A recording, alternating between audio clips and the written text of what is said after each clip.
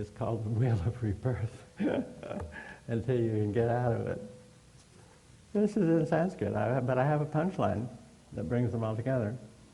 Above these three lokas is the Svarloka, the world of pure light, pure unentangled thought and feeling and becoming within a pure psychic state or plane.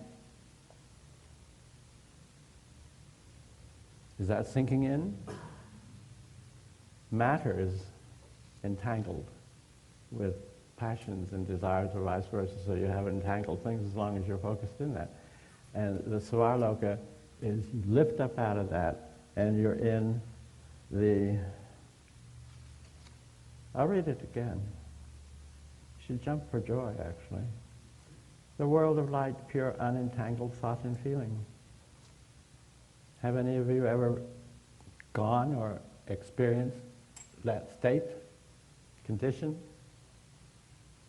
Come on, raise your hands. How many haven't experienced it? Well, now, there are half the people here not raising their hands at all. How does one know within oneself if one is there? This is not the question period.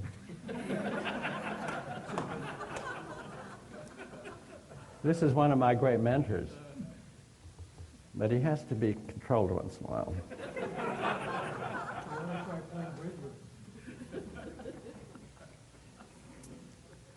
Okay, there are several lokas.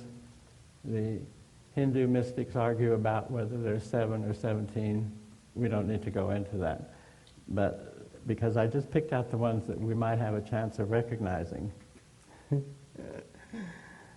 Let's see. Okay, I read that one. And I read Svarloka. That's the intuitional plane. Akasha. Quintessence. In these different languages. There's the Maharloka. The world, it's described very simply as the realm of vast. V-A-S-T. We would say in English, the realm of infinity, or something like that. And that's about all it says about it. Because obviously, the writers of these things here said if you're trapped in the first three lokas, entangled in things, you probably will never see the vast. We would say vastness, but they use the noun rather than the other word. So, now we would think of these as different levels, right? Down here, down here, down here, down here. But the clincher is that the Sanskrit discusses these as all interpenetrating. So we are within matter and within all of the other realms, but we don't know where we are exactly. We know we're in matter. Does anybody here not think they're in matter? I've met a couple, actually. Interpenetrating. The Sanskrit discusses what we call consciousness, but it discusses it in slightly different terms. All of these lokas are interpenetrating each other. They're with us now, just like other dimensions interpenetrating our dimensions here. And they are also interpenetrating our consciousness. And our consciousness is a big thing of interpenetrating of these different lokas, which means that they are available to us if we can figure out how to get out of the entanglements or something like that and tap into them. So when you have a spontaneous experience of another dimension, is that explainable by science? Did you experience it in spite of that? How many here have experienced another dimension? Oh, see? Is remote viewing indicative of another dimension that transcends physical matter, energy, space, and time? Good. Have I bored you?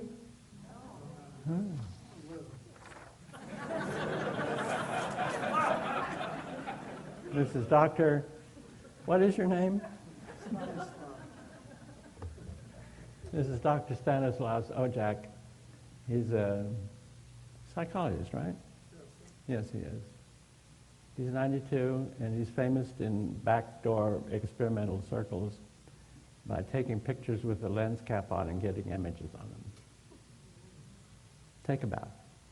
Stand up, take a bow. Can you all do that?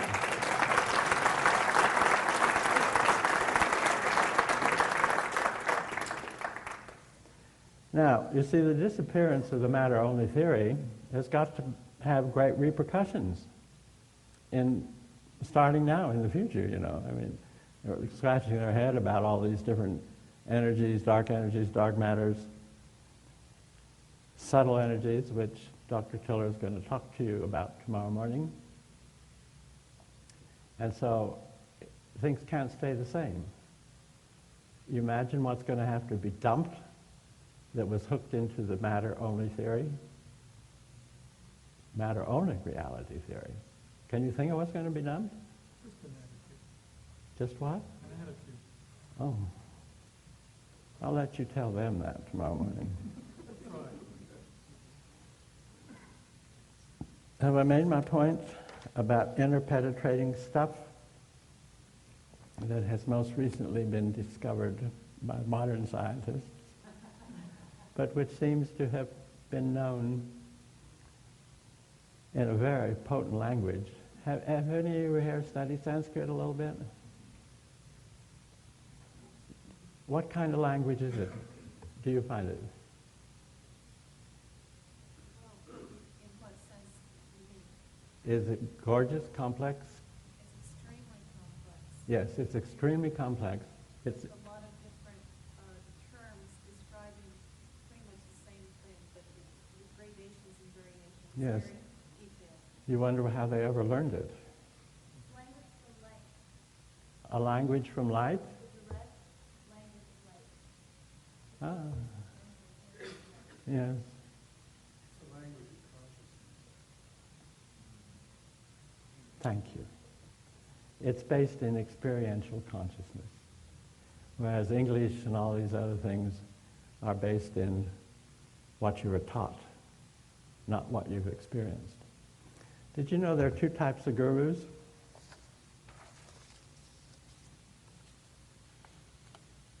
Well, yes or no?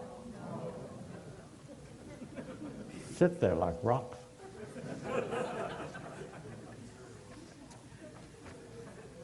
I lean very heavily on The Language of the Gods by Judith M. Tyberg, the second edition published in 1976, called The Language of the Gods, Sanskrit Keys to India's Wisdom. And also on Arthur and Anthony MacDowell's A Practical Sanskrit Dictionary, published in 2001. And also on the Hindu guys that ran my local magazine and newspaper and cigar store in New York, who actually had learned Sanskrit. So when I couldn't figure out a Sanskrit thing, a word, I took it up to them and I said, is this the right translation? And in the book, you know, they could, you know, it's the language of consciousness. So when a Western person translates it as an aspect of matter, I have a right to find out. So these guys in the tobacco shop said, oh no, that doesn't mean that. So I was helped by these three sources, by the way.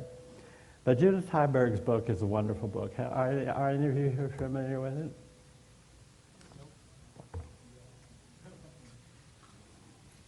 How do you spell Tyberg? Tyberg.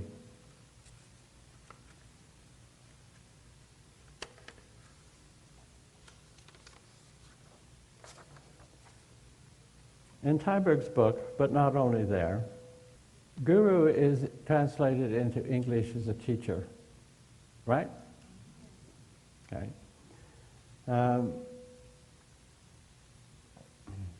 There are three different aspects to this. Number one, teachers transfer to their students only the information they are supposed to, while learners receive that information the best they can. This is in the dictionary. Got it?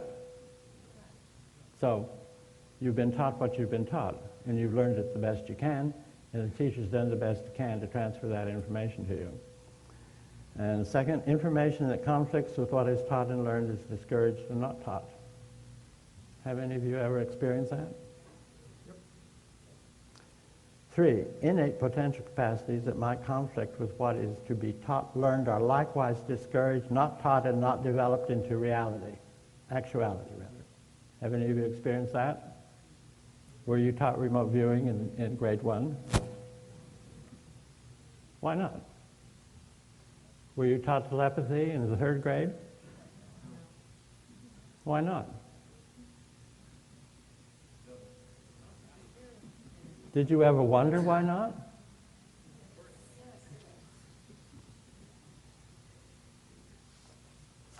I'll be easy on you here tonight.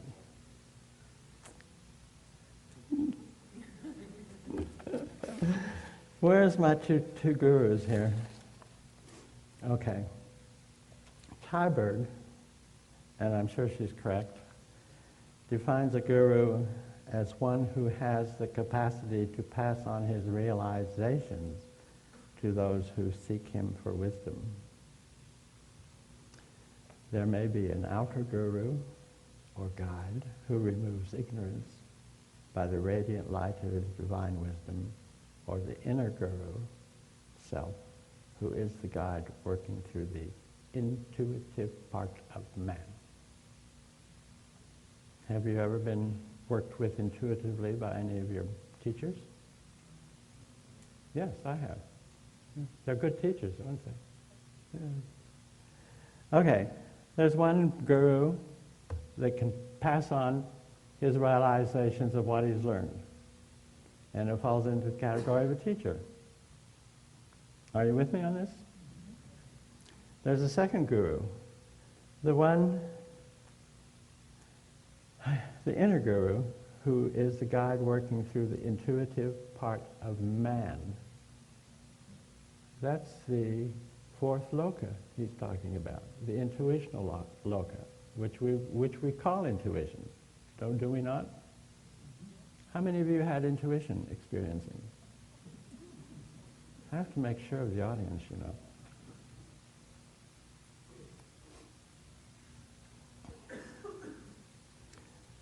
Do you know where the word guru comes from in Sanskrit?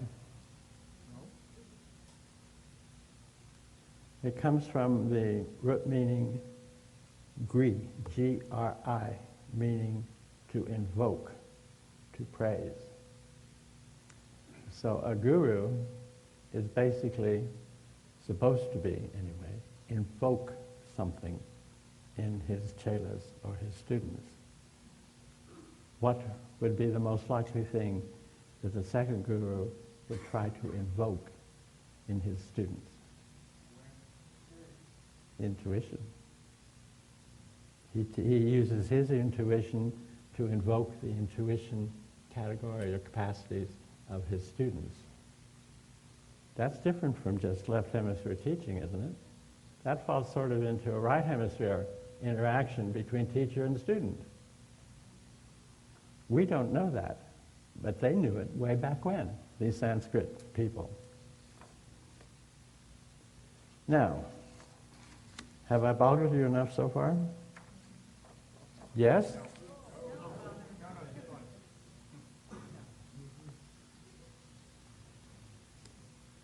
So, invoke means to awaken, right? To bring into